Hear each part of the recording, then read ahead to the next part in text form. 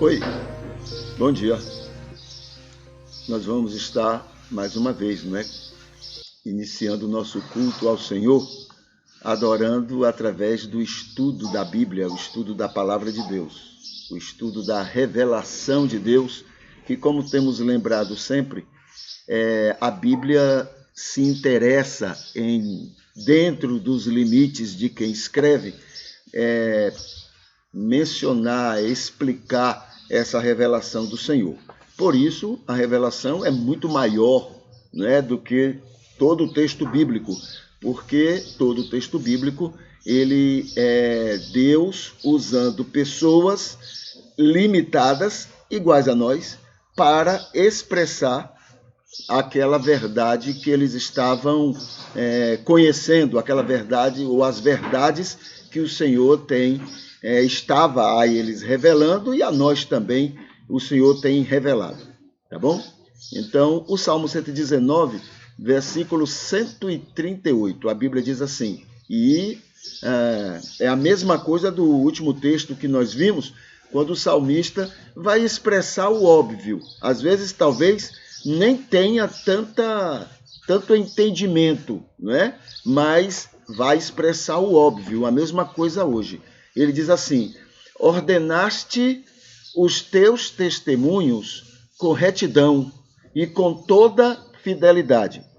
Não tinha outro jeito de explicar como foi que Deus agiu para organizar todos os seus testemunhos, tudo aquilo que contém a sua vontade, os seus propósitos, as suas orientações para que nós, com as nossas limitações, não nos autodestruíssemos, Então é como um manual para criações, para criaturas como nós.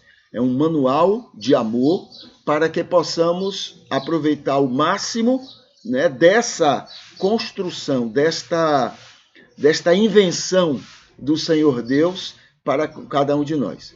Então, na paráfrase terapêutica, o texto diz assim, somos bem-aventurados, pois o Senhor Deus, pela sua graça salvadora e por seu Espírito ajudador, tem nos feito entender, aceitar, desfrutar e nos envolver na verdade de que ordenaste, de que ele ordenou os seus testemunhos com eterna retidão e com toda a infinita fidelidade.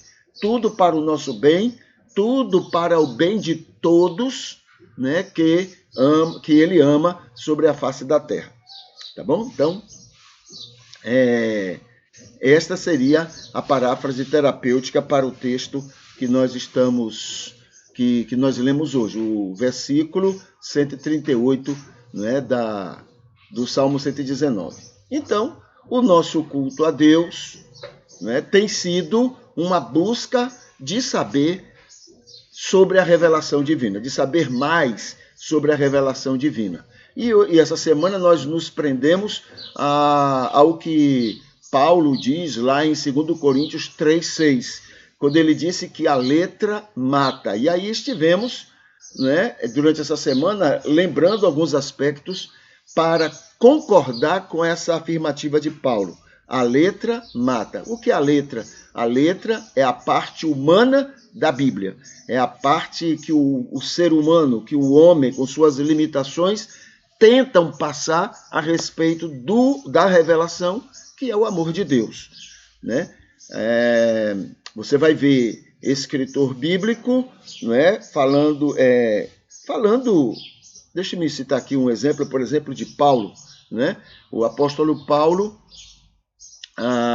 entre as coisas que ele fala lá, ele diz, por exemplo, ele diz que pela minha vontade, pela minha orientação, vocês não deveriam mais se casar.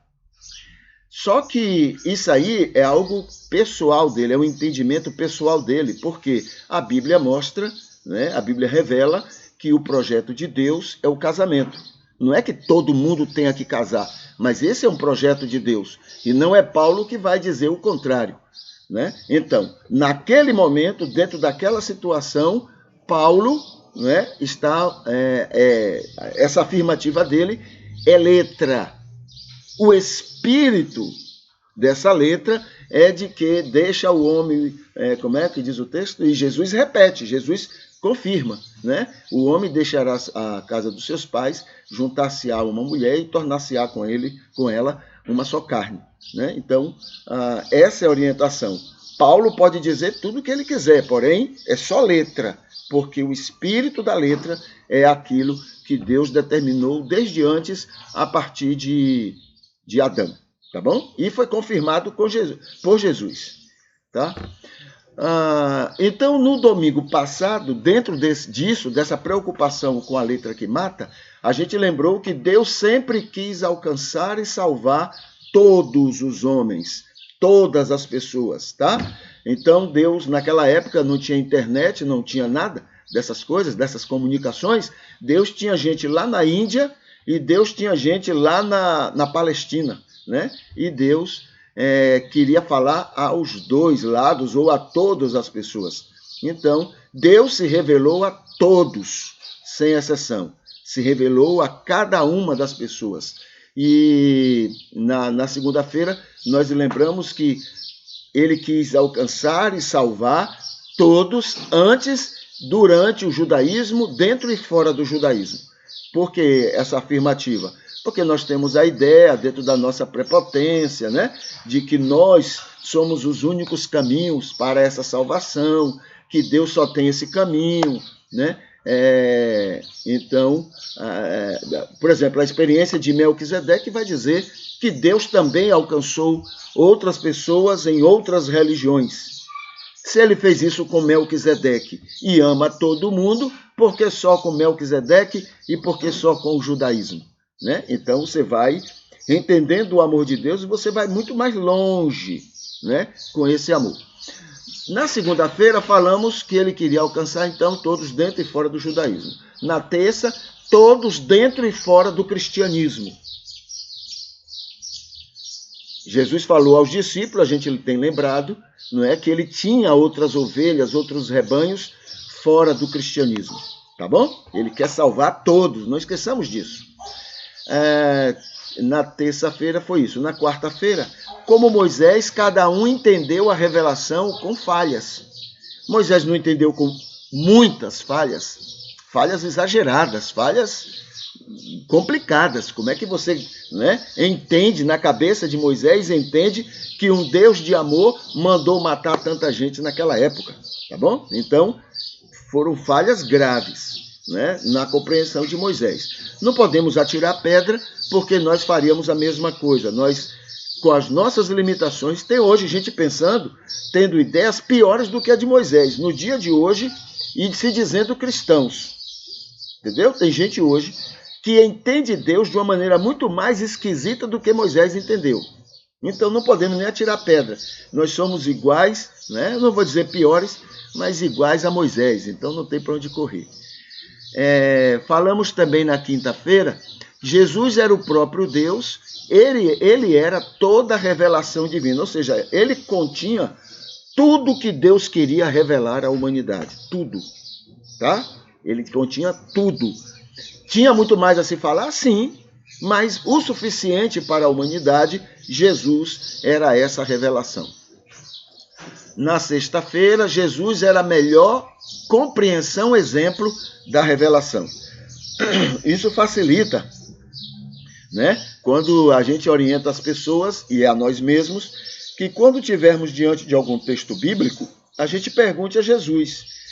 Senhor, tu dirias isso? Senhor, tu mandarias isto? Senhor, essa seria a tua ideia? Essa seria a tua vontade? Né? Então, se coincidir, se for coerente com Jesus e com o ensino de Jesus, então ali é o espírito, né, da revelação. Agora, se não coincidir com Jesus, não for coerente com o ensino e a vida de Jesus, então aquilo não é o espírito da revelação, aquilo é apenas a letra, o que o homem, o escritor, entendeu a respeito da revelação de Deus, tá? E hoje a gente lembra o seguinte: a letra da compreensão humana limitada, ela mata, né? Ela confunde, ela prejudica. Porém, é aquele velho caso: ruim com ela, pior sem ela. Porque podemos afirmar isso? Se o propósito de Deus organizou, permitiu e atuou em cima da formação, da formatação do texto bíblico, mesmo com toda essa letra e com o todo do Espírito, né, da revelação, então é porque Deus entendeu, dentro do projeto da graça, que apesar de todos esses defeitos, né, essa seria uma das melhores maneiras a melhor maneira, né, para alcançar o maior número possível de pessoas e salvar também um maior número possível de pessoas, tá? Então, a letra da compreensão humana, ela é limitada e ela mata, tá? Ela mata. Ainda tem pessoas nessa face da terra que, quando Jesus diz se a tua mão te escandaliza, você deve cortar, tem gente ainda cortando a mão, né? Porque não compreende exatamente, não tem a iluminação do Espírito para entender perfeitamente o que é que Jesus está ensinando, tá bom? Então diz aqui, a letra, ela traz muito do ser humano e suas limitações carnais. Muito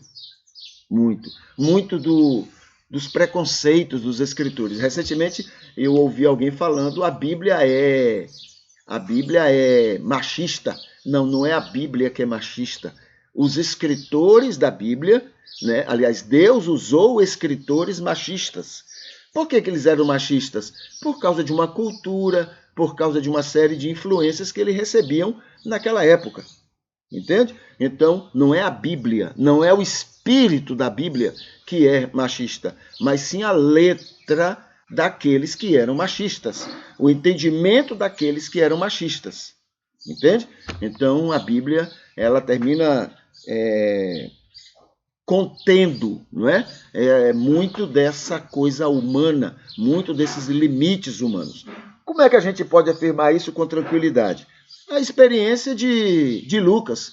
Lucas falando como foi que ele escreveu os textos, né, de Lucas e Atos, e foi um dos livros mais rápidos a serem entendidos como inspirado, tá bom? Foi um dos textos mais rápidos a serem entendidos como inspirado, para serem colocados no texto bíblico, tá? E esses textos, ele explica, né, o quanto de letra tem ali, porque foi ele que entendeu, foi ele que compreendeu que deveria escrever, tá? Então, é muito da presença dele, ele é muito honesto no que ele escreve, até porque, honesto que eu digo, não é porque os outros são desonestos, é porque ele é grego, e o grego, ele é assim mais científico, ele é mais histórico, não é? Enquanto Moisés dizia, eu estou escrevendo porque eu falo face a face com o Senhor, quer dizer, esse é um linguajar, é uma metáfora, é um jeito de dizer da intimidade. Se fosse Lucas para escrever, ele escreveria, eu estou escrevendo a partir de uma intimidade que eu entendo que seja com Deus. Entendeu? A maneira de escrever, a maneira de ver, de entender as coisas, né? Então, Lucas coloca bem claro isso lá no primeiro capítulo, versículo 1 a 4. Muito boa a palavra de Lucas para a gente compreender o que é inspiração, né? Para a gente não confundir inspiração com Deus ditando o texto para a pessoa escrever.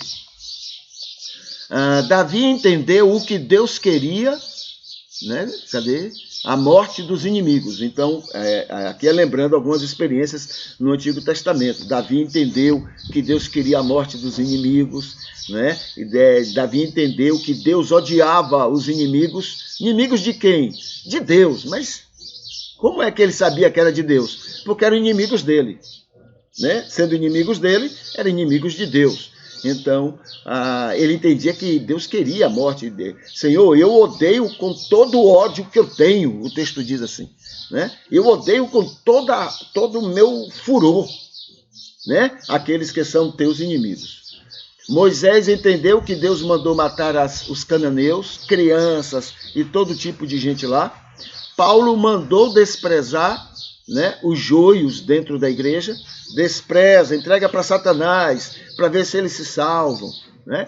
Isso não tem nada a ver com Jesus, isso tem muito a ver com a letra, com o espírito limitado, né, do ser humano, do escritor, a respeito da revelação que ele tinha. Tá?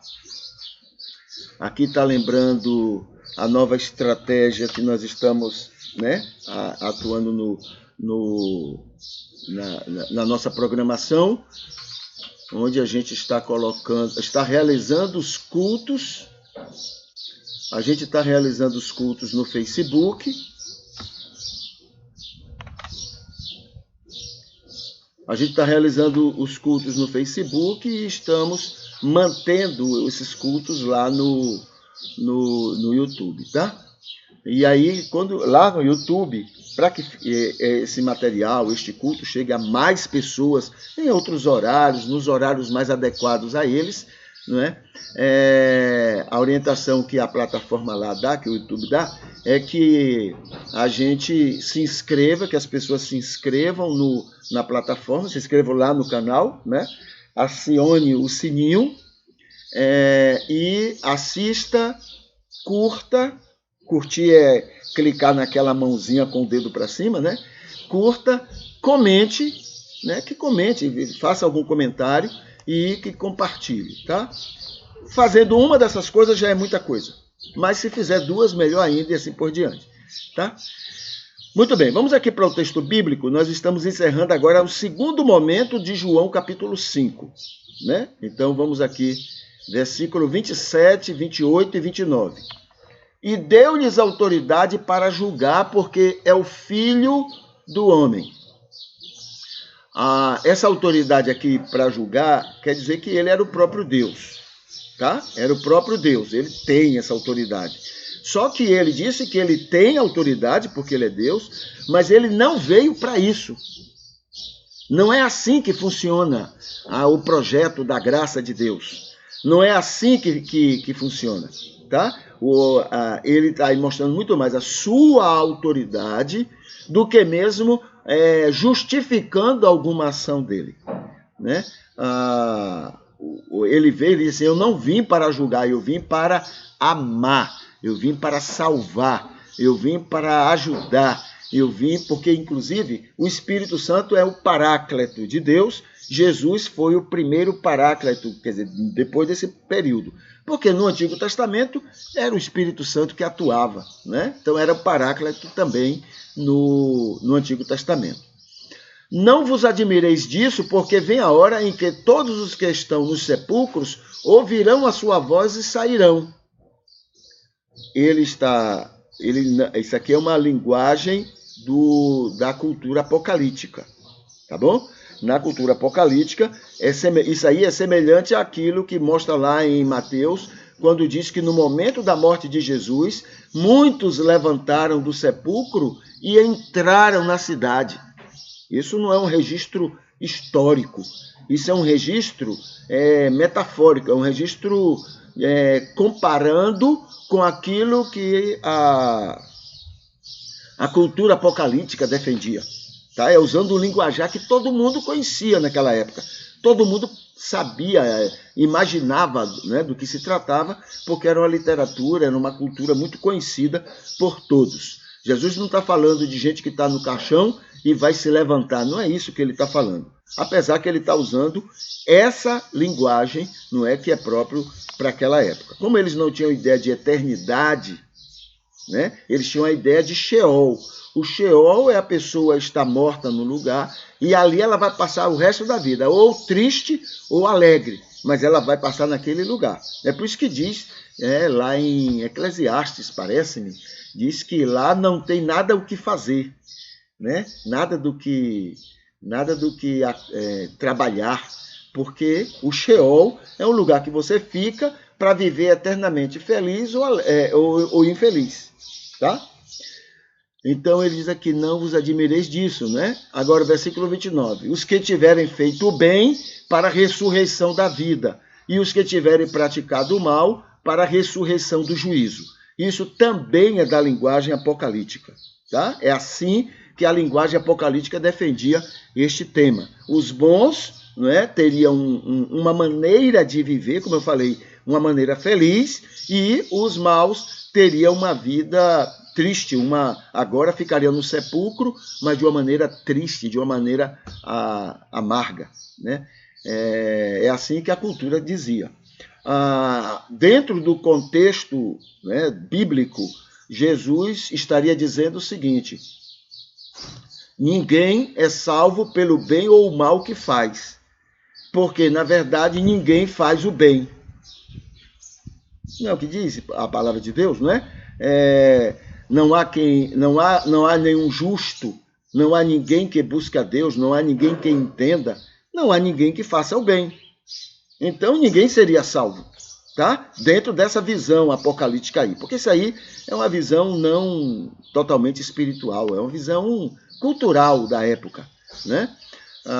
Mas, na verdade, alguém vai ser salvo não pelo bem ou pelo mal que faz, mas vai ser salvo porque os seus pecados foram perdoados. Por que foram perdoados por Jesus lá na cruz? Porque eles se renderam ao momento que o Espírito convenceu cada um dos seus pecados. Tá? A pessoa se rende, então Deus vem agora e vai operar pela graça na vida dessa pessoa. E entre as coisas que vai ocorrer é o perdão para a sua situação pecaminosa, seu estado de pecado, e para os demais pecados que ele tenha cometido ou que ele venha a cometer no futuro. Deus passa a ter essa pessoa como alguém sem nenhum pecado. Tá? Vamos aqui para as bem-aventuranças. É interessante a bem-aventurança que a gente vai lembrar hoje. Deixa eu colocar aqui nos comentários. Ok. Deixa eu ver se entrou. Entrou. Não entrou.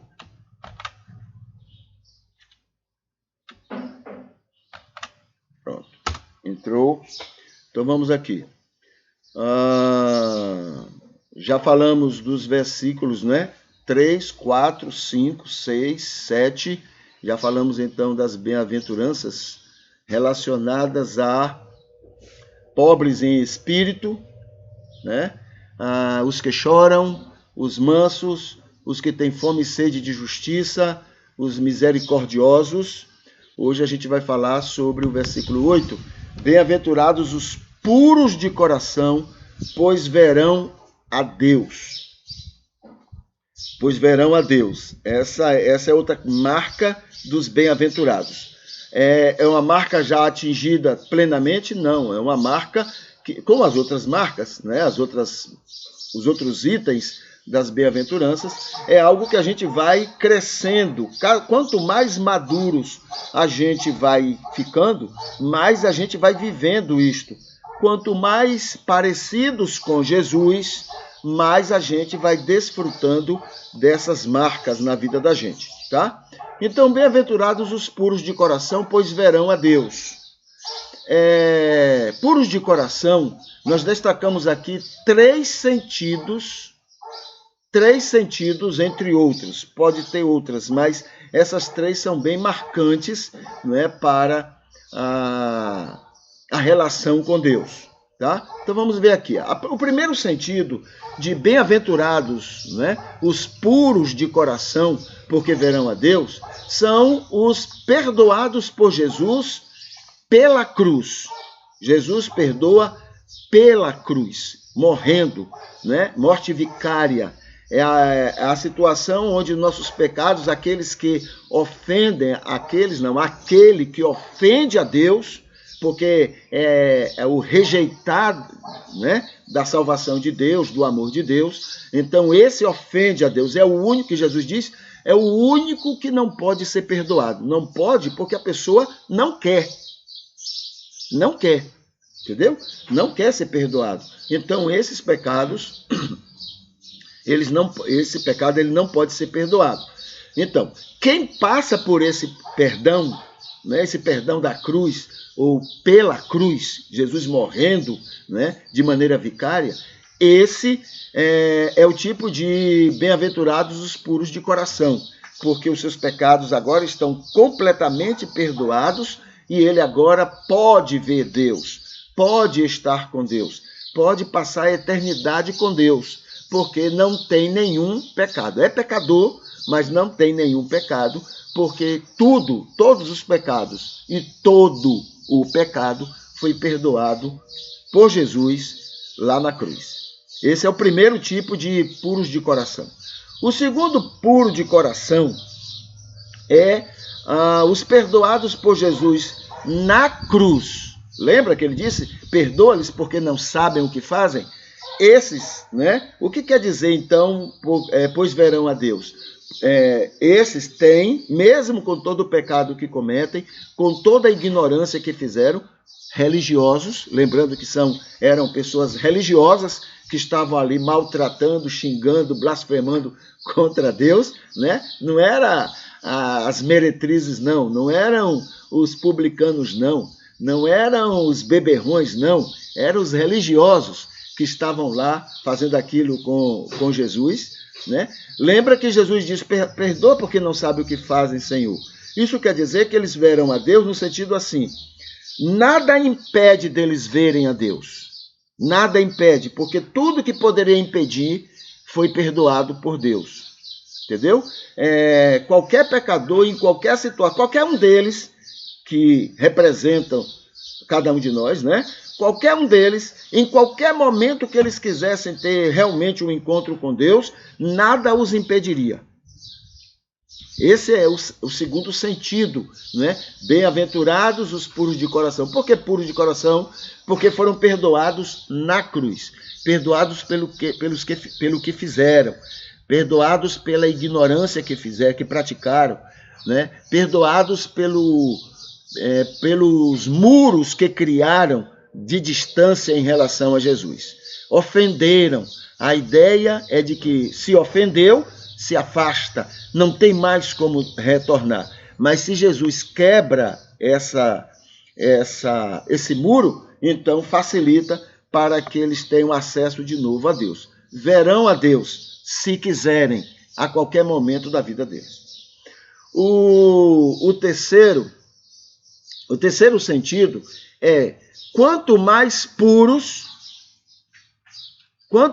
uma pessoa é pura, mais pureza ela vê nos outros. A gente tem lembrado muito isso. Eu julgo os outros por mim. Entendeu? Eu julgo os outros por mim. Quando eu sou uma pessoa tendenciosa a ser desonesta, eu vejo desonestidade em tudo que as pessoas fazem, né? Eu fico ali assustado, medroso, porque eu imagino que qualquer hora vão ser desonestos comigo, porque eu tenho essa inclinação, eu tenho essa tendência, tá? Se eu sou uma pessoa infiel, eu tenho a tendência de imaginar que os outros são infiéis. Entendeu? Então eu julgo todo mundo por mim. Entende? Então, bem-aventurados são os puros de coração, porque quanto mais eu tenho um coração puro, inocente, confiante, otimista, alegre, Quanto mais eu tenho um coração assim, mais eu vou ver isso nos outros, mais eu vou perceber, acreditar isso nos outros. Tá? E isso muda a minha vida.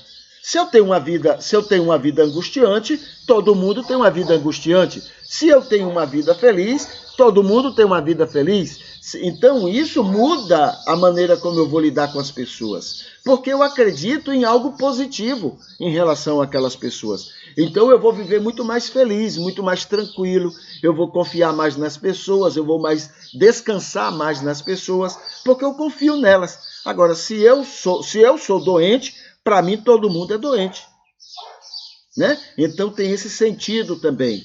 Bem-aventurados os puros de coração, porque eles verão a Deus. Ora, se eu convivo bem com pessoas, eu vejo Deus, eu acredito em Deus, eu confio em Deus, eu sei que Ele está usando as pessoas para me abençoar.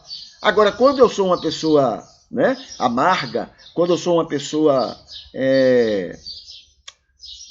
sem essas purezas todas no meu coração, aí eu começo a ver tudo isso também nas outras pessoas, onde é que eu vou ver Deus nelas? Onde é que eu vou ver Deus no que elas fazem, no que elas são, no que elas pensam? Entende? Então esse é um terceiro sentido importante também. Tá? Bem-aventurados os puros de coração, porque eles verão, porque eles veem, porque eles convivem com Deus através das pessoas que estão ao seu redor, né? Um desonesto, ele fica com muito mais facilidade de ser desonesto com desonestos do que ser desonesto com pessoas honestas. A tendência com o desonesto, com o honesto, é ele não ficar muito à vontade para ser desonesto. Tá? Então, é nesse sentido que os bem-aventurados vão se marcando na existência. Bem-aventurados os que são puros de coração, porque eles verão a Deus. Não é só lá na eternidade, não. Eles verão a Deus no seu dia a dia, no seu cotidiano, nos seus relacionamentos, nas suas palavras, nas suas conversas, no que ele ouve. Ele está atento, vendo Deus agindo na vida dele ou a favor dele. Entende? Então, é nesse sentido. Tá bom? Vamos lá? Vamos aqui para um outro momento. Incômodos. Hoje eu não vou destacar especificamente um incômodo, não é? Mas o que eu queria destacar, diante de todos os incômodos que nós já conversamos aqui, é o fato de que precisamos nos incomodar, né? É o fato de que precisamos demonstrar ao mundo que temos posições, que a gente não vai brigar, não vai para a luta, não vai pegar em arma para defender as nossas bandeiras, mas temos bandeiras. Nós temos anseios cristãos de ver um mundo abençoado, de ver um mundo melhor. Essa ideia maligna que alguns têm aí, né? A AIDS veio porque foi um castigo que Deus mandou. Isso não é coisa de Deus. Não vem do coração de Deus uma coisa dessa. Isso é coisa do maligno. Que Deus é esse? Né? Não conhece nada do amor de Deus. Mas a gente precisa defender a ideia de que somos comprometidos com Deus para ficar do lado das pessoas que Ele ama. Ou seja, também de quem está com o problema da AIDS. Não vamos brigar, como eu disse. Nós não vamos ficar aí fazendo motim, brigando, fazendo confusão, né? Indo para a porta dos hospitais para mostrar que tem que ser do jeito que a gente quer. Não, a gente não vai fazer isso. Mas a gente tem bandeiras, né? Quando a gente vê, às vezes estamos brigando, né? Deixa eu pensar aqui numa coisa. Às vezes se coloca né? Surgiu uma lei nova aí, né? A lei, digamos, pronto, surgiu a lei, né? Agora todo mundo vai poder usar arma. Essa é a lei nova. a gente pode dizer para o mundo, olha, em nome de Jesus, não concordamos com isso. Mas a gente não vai brigar com isso. Mas não concordamos, né? Porque arma, violência gera violência. Está comprovado isso, né? A tendência de uma pessoa armada ser morta por arma é muito maior do que a de uma pessoa desarmada. Por exemplo, se alguém vem me assaltar e ele percebe que eu estou armado, a probabilidade de eu ser assassinado é muito maior, porque ele está com medo de eu usar aquela arma. Mas se eu estiver sem arma, a probabilidade de eu continuar vivo é muito maior. Entende? Então, ódio gera ódio. Violência gera violência. Então, a gente pode, em nome de Jesus, falar o que Jesus falou para Pedro. Pedro, guarda essa espada. E não é dessa maneira que meu reino é defendido. Entende? A gente pode dizer para o mundo, nós não concordamos. Nós não vamos brigar. Vamos respeitar. Se a sociedade quer isso, a gente respeita. Mas a gente não concorda. Entendeu? Mas a gente respeita as pessoas, respeita o que elas querem, né? Ontem eu lembrei uma coisa que precisamos guardar muito. Nós não somos deste mundo, nós estamos nesse mundo, nós representamos o reino de Deus neste mundo. Isso não é para obrigar o mundo a parecer com o reino de Deus, não. Isso é somente para representar o nosso reino neste mundo. Tá? Um embaixador num país, ele não fica fazendo confusão para que aquele país ali, onde ele está, né, fique parecido com o país dele, não. Esse não é o papel dele. O papel dele é, naquela cultura, naquele país, daquele jeito que aquele país é, ele representar o país dele, só isso. Entendeu? Representar o país dele naquela cultura, naquele país onde ele está. Não é para ficar brigando para que aquele país... Olha, o melhor para vocês é que vocês pareçam com o meu país. Então eu vou brigar, eu vou fazer de tudo para que vocês possam parecer com... Não, esse não é o nosso papel. Nós não somos deste mundo, né? Somos apenas embaixadores do reino de Deus. E embaixador é pacífico, é tranquilo. Quer representar bem seu país? Tem que ser bênção naquele país. Né? Se não for para fazer o bem, fique na sua, fique quietinho, né? Para que você seja bênção naquele país, tá bom? Esse é o nosso papel, né? Para isso, e isso deve nos incomodar, né? Porque o mundo está tendo uma visão diferente de nós. O mundo não tem uma visão correta sobre quem somos e o que devemos fazer. O mundo não tem. Nós temos sido péssimos embaixadores do reino de Deus. Em vez de conquistar pessoas, a gente está afastando pessoas. A gente está desprezando pessoas. Entende? Então, o nosso papel é de uma maneira pacífica, né? Imitando Jesus, a gente representar o reino de Deus neste mundo.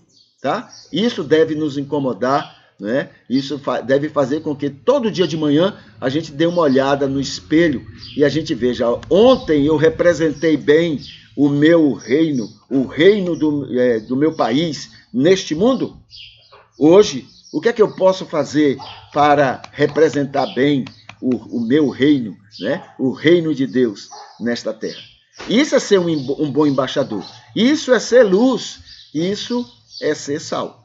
Tá bom? Isso deve nos incomodar muito. Tá bom? Muito. Muito bem. Vamos aqui para o Facebook. Deixa eu colocar aqui no comentário o momento que a gente vai para o Facebook. Vamos ver.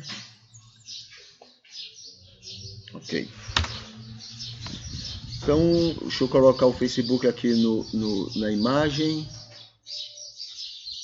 Pronto, aqui está. Aqui está o culto de hoje. Aqui está o culto de hoje, né? Que nós estamos prestando ao Senhor.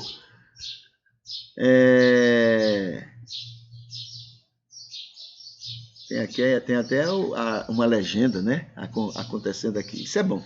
É bom para pessoas que não escutam.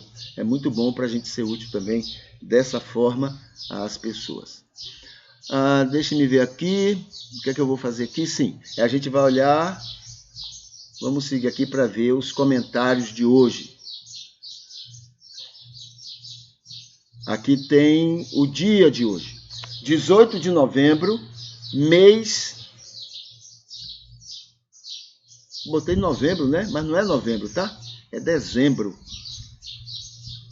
Aqui é uma falhazinha. Vamos deixar isso para lá. Depois eu vou consertar aqui para que continue lá no Facebook de maneira correta, tá? Ok. Aqui nós temos um vídeo estudo sobre o tema, né? Um tema cultual, a comunhão fraternal na Igreja de Jesus Cristo. Aqui tem um banner falando sobre o nosso culto matutino e os vários temas que nós temos conversado durante a semana. Então, aqui tem o que é o nosso culto terapêutico. A gente tem falado sempre, essa busca de conhecer melhor, né, sobre o amor de Deus. O que é o culto verdadeiro a Deus. E nós temos lembrado alguns exemplos do nosso dia a dia, no nosso cotidiano. Reflexões terapêuticas dos textos bíblicos. Nós estamos fechando, né, a segunda parte do capítulo 5 de João. A gente tem feito isso. A declaração bíblica, né, doutrinária da fé. Temos analisado item por item de uma declaração de fé. No domingo nós temos a celebração da Ceia do Senhor. Na segunda-feira falamos sobre as lideranças espirituais. Na terça-feira nós temos falado sobre a Igreja de Jerusalém como exemplo de cristianismo trigo, a Igreja de Jerusalém. Na quarta-feira, recados bíblicos aos ricos, são recados contundentes, né? Contundentes, em cima da palavra de Jesus, aquele jovem rico.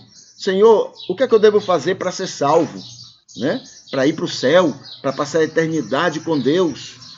Então Jesus diz, vá, venda tudo que você tem, dê aos pobres e me siga. Vá, se torne pobre e venha e me siga. Só assim você vai conseguir me seguir.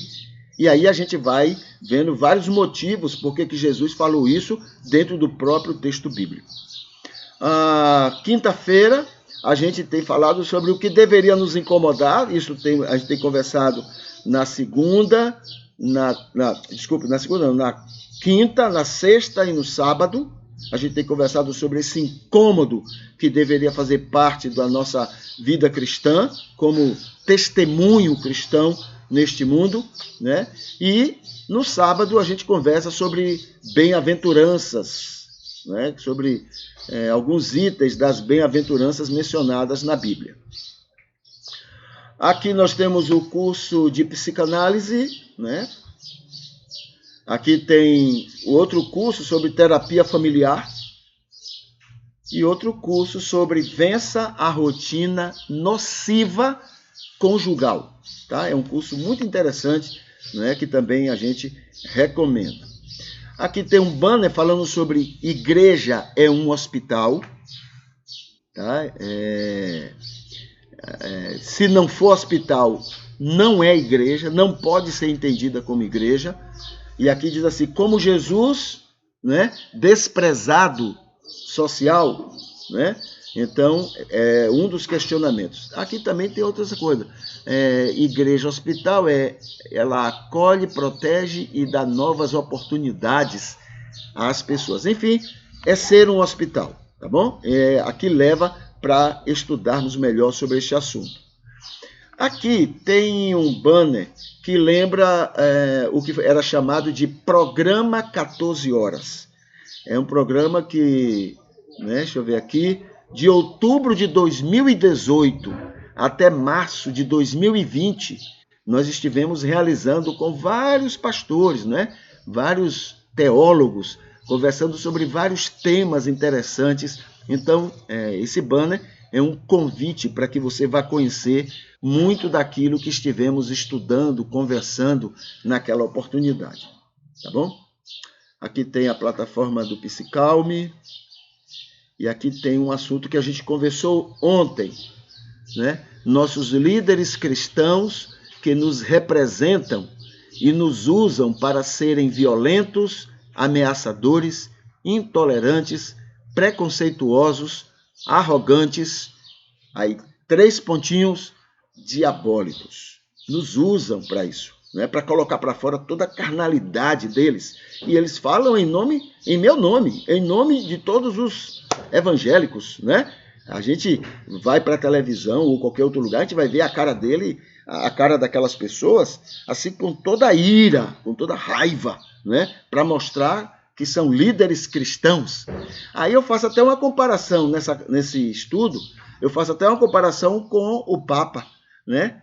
Que inveja dos católicos eu tenho uma grande inveja dos católicos, né? Pelo fato de um líder que representa os católicos, enquanto os nossos colocam aquela cara de raiva, de ódio, de ameaça, de violência, o Papa vai lá para a Europa, para aquele monte de cristão ali egoísta, defender que eles recebam, com todo amor, recebam os refugiados. Que inveja! Aquilo é bandeira de um cristianismo verdadeiro. É defender, não é? Aquilo que realmente o cristianismo deve defender. A harmonia, a paz, o amor, o carinho, o respeito para com as pessoas. Quem quer que sejam elas, não importa de onde vêm, elas sejam acariciadas pelo cristianismo, né? Enquanto que os nossos líderes não, eles estão irados. Aí as fotos que aparecem dele é semelhante a essa que está aí, olha, na postagem, né? É semelhante a essa. Esse é o Cristo que é pregado por esses líderes, é desse jeito aí. Enquanto que o de lá está pregando um Cristo de paz, um Cristo de harmonia, de amor, de paciência, de carinho, né? Que diferença. Eu parabenizo os católicos, né, pela liderança que eles têm, enquanto essa nossa liderança doentia está aí nos representando e representando muito mal, né, a todos nós e ao Cristo que dizemos estar imitando. Tá bom? Então, esse é o banner que chama atenção para isso. Conversamos sobre isso ontem, né? Nós fizemos esse destaque. Aqui tem o culto de ontem. Esse que está aparecendo aí é o clicando aqui, você vai lá para o Facebook assistir, tá? Esse está disponível. E esse outro aqui é o que está disponível somente para mim, não está aberto para o público, né? Mas ele está aqui. E ele, ontem, né? Aqui eu vou falar até o momento que ele estava disponível, que foi o final do culto. Então, até aquele momento, ele recebeu as seguintes curtidas, né? Marcos Brandão, Dilza Vilas Boas, Juliana Correia, o Adson Costa, Maria Arideia, Kátia Lauton e Ivete Espíndola. Então, esses queridos e queridas, né, estiveram curtindo o culto de ontem. Deixe-me ver, agora eu tiro aqui o Facebook da tela, tirei, e a gente vai aqui para a nossa oração. A nossa oração, como já tem algum tempo que estamos fazendo, é um poema, tá? Cada dia um poema. Então hoje a gente vai ler o poema de hoje, porque ilustra muito bem o que nós estamos querendo falar para Deus, né? A nossa oração ao Senhor nesta oportunidade, tá? Deixa eu colocar aqui nos comentários este momento.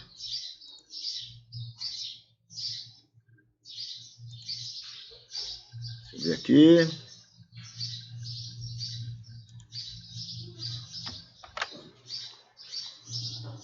Muito bem. Está aqui.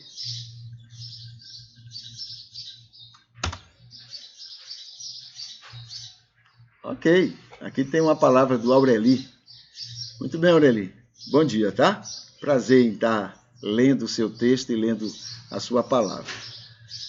Muito bem. Vamos aqui para a nossa oração. Ela diz o seguinte: Querido Senhor, nosso Deus, te exaltamos com grande alegria no nosso coração, por mais um culto que a Ti prestamos nesta manhã, pela oportunidade que temos de Te conhecer melhor, de conhecer Tua revelação de amor maior, de termos este desejo de viver-te ao nosso redor. Agradecemos por estar nos livrando de nós mesmos, dos nossos preconceitos, que são muitos graves e medonhos, das nossas prepotências, que são terríveis, até contra nós mesmos, até contra Ti, contra Tuas vontades, contra Teu amor, prepotências malignas que muito Te entristecem, Senhor.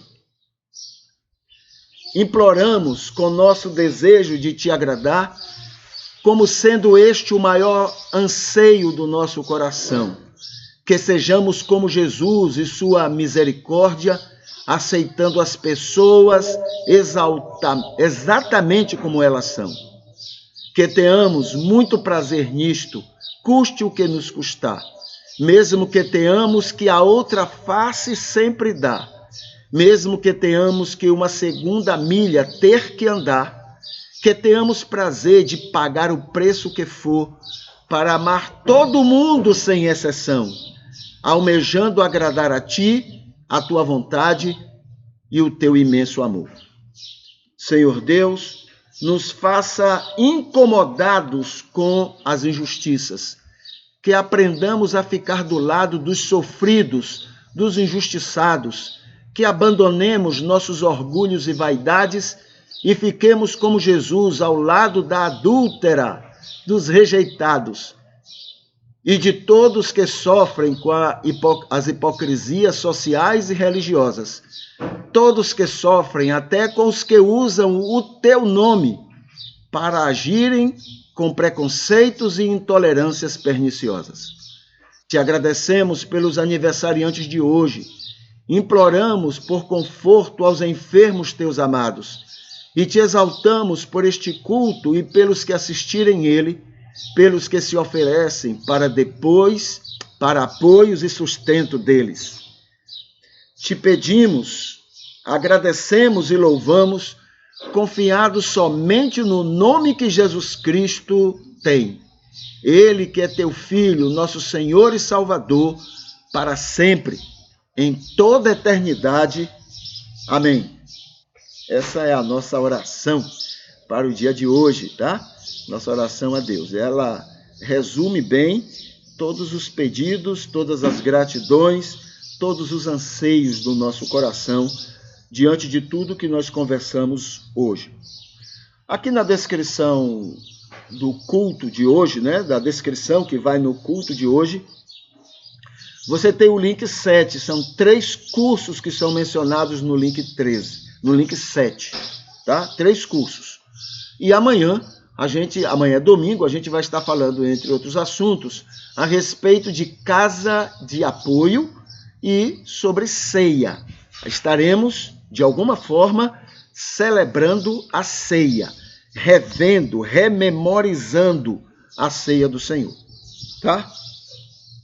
Aqui tem sobre o projeto Atendimentos Sociais, né, que encerrou, né? Nós colocamos à disposição em outubro e novembro e estamos vendo se a gente vai ter ou janeiro ou fevereiro. Foi muito útil para algumas pessoas.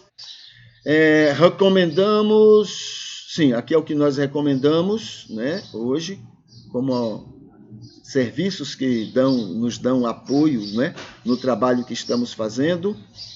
E hoje é um ótimo dia para repensar sua vida com o seu passado. Tem muita gente sofrendo hoje e vai sofrer no futuro por causa do passado. É preciso a gente repensar o nosso passado. Repense o seu passado.